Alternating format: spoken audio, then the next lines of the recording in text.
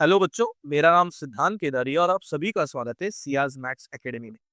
आज जो पीवाईक्यू हम पढ़ने वाले हैं वो क्लास 12 महाराष्ट्र बोर्ड मार्च 22 ये एग्जामिनेटर में 2 मार्क्स के लिए पूछा गया है। आज का पीवाईक्यू मैथ्स पार्ट 1 लॉजिक ये चैप्टर को बिलोंग करता है। तो आज का पीवाईक्यू है the negation of P and Q implies R is how much. तो इस क्वेश्चन के 4 पॉसिबल आंसर्स हमें दिए हैं। तो आइए देखते हैं इसमें से करेक्ट ऑप्शन कौन सा है। तो क्वेश्चन को सॉल्व करने के लिए पहले हमें क्वेश्चन समझना पड़ेगा। तो क्वेश्चन में यहाँ पर इन्होंने ये स्टेटमेंट दिया है P and Q implies R, और हमें इस स्टेटमेंट का निगेशन फाइंड आउट करना है। तो सबसे पहले हम स्टेटमेंट लिखेंगे। तो स्टेटमेंट है P and Q implies R, ये हमारा स्टेटमेंट है और हमें इस स्टेटमेंट का निगेशन फाइंड आउट करना है। तो निगेशन फाइंड आउट करने के लिए आपको निगेशन के प्रॉपर्टीज क्या है ये पता होनी चाहिए। तो पहले मैं आपको वो प्रॉपर्टीज बताता हूँ। ऐसा अज्यूम करके चलिए कि यहाँ पर 2 स्टेटमेंट है ए और दूसरा स्टेटमेंट है बी। बी को निगेशन है ऐसा पकड़ लीजिए, और ए और बी के बीच में कभी एंड भी हो सकता है या कभी और भी हो सकता है, कुछ भी हो सकता है। ओके, और आपको ये स्टेटमेंट का निगेशन फाइंड आउट करना है। तो ये निगेशन क्या करेगा, अंदर पहले ए के पास आएगा। ए को निगेशन नहीं है, अगर ए को निगेशन नहीं है तो उसको निगेशन का सिंबल आएगा, उसके पास निगेशन का सिंबल आएगा। आफ्टर दैट ये निगेशन और को जाएगा, और का एंड होगा। अगर यहाँ पर एंड होता है तो एंड का और होने वाला है, ये सिंबल चेंज होगा। फिर यहाँ पर ये जो निगेशन है ये निगेशन बी को जाएगा। बी के पास ऑलरेडी निगेशन है तो उसका निगेशन हट जाएगा, उसका निगेशन हट जाएगा। यही कंसेप्ट का इस्तेमाल हम ये स्टेटमेंट को सॉल्व करने में करेंगे। तो सबसे पहले निगेशन अंदर पी के पास जाएगा। पी के पास निगेशन नहीं है तो उसको निगेशन आएगा। निगेशन फिर एंड हो जाएगा, एंड का और होने वाला है। उसके बाद निगेशन यहां पर इस स्टेटमेंट को जाएगा Q implies R. Q implies R ये स्टेटमेंट के पास निगेशन नहीं है तो ये स्टेटमेंट के पास भी निगेशन आएगा, क्यू इम्प्लाइज आर। अभी हम यहाँ पर Q इम्प्लाइज R ये स्टेटमेंट को सॉल्व करेंगे। Q इम्प्लाइज R को कैसे सॉल्व करना है, तो उसके लिए आपको इम्प्लाइज का प्रॉपर्टी पता होना चाहिए। तो वो मैं पढ़ा रहा हूं आपको।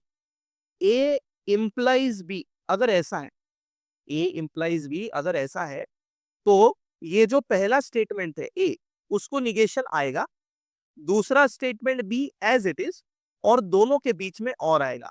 ये है इम्प्लाइज का प्रॉपर्टी। पहला स्टेटमेंट ए उसे निगेशन आएगा, दूसरा statement B as it is आएगा, और दोनों के बीच में और आएगा।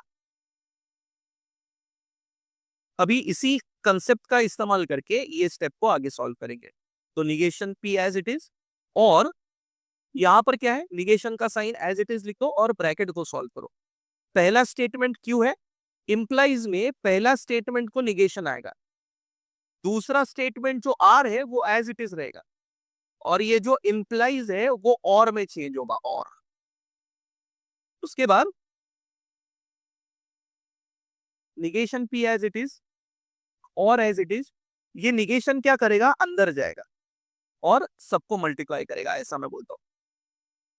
तो निगेशन जब निगेशन क्यू को जाएगा तो क्यू के पास ऑलरेडी निगेशन है तो उसका निगेशन हट जाएगा। निगेशन जब और को जाएगा तो और का एंड होने वाला है, और उसके बाद निगेशन आर के पास आएगा। आर के पास निगेशन नहीं है तो उसको निगेशन आने वाला है। ये तो अगर आप ये जो हमारा आंसर आया है उससे अगर आप ऑप्शंस के साथ कंपेयर करोगे तो हमारा आंसर आपको ऑप्शन में कहीं दिखाई नहीं देगा। इसका मतलब इसे और सॉल्व करना बाकी है, एक ही स्टेप बचा है, ध्यान देंगे। अगर ए इंप्लाइज बी होता है, अगर ए इंप्लाइज बी होता है, मैं सही से लिखता हूं इसे,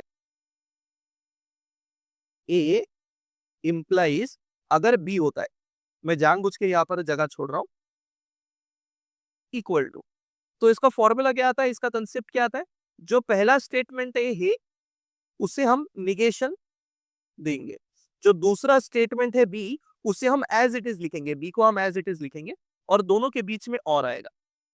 अभी इसमें समझने वाली बात क्या है कि ए और बी चेंज हो सकते हैं, ए और बी का वैल्यू चेंज हो सकता है। अगर ए की जगह पर मैंने पी को ले लिया, ए की जगह पर पी को ले लिया, तो यहां पर भी ए हटेगा और ए की जगह पर पी आएगा।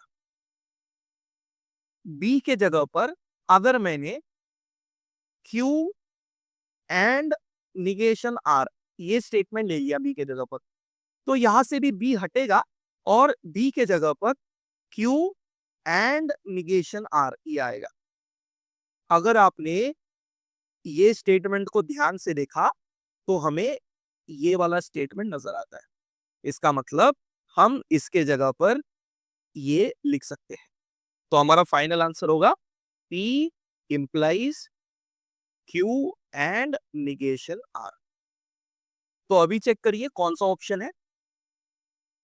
तो अगर आप अभी देखोगे तो option number D. I hope student आपको आज का वीडियो समझ आया है।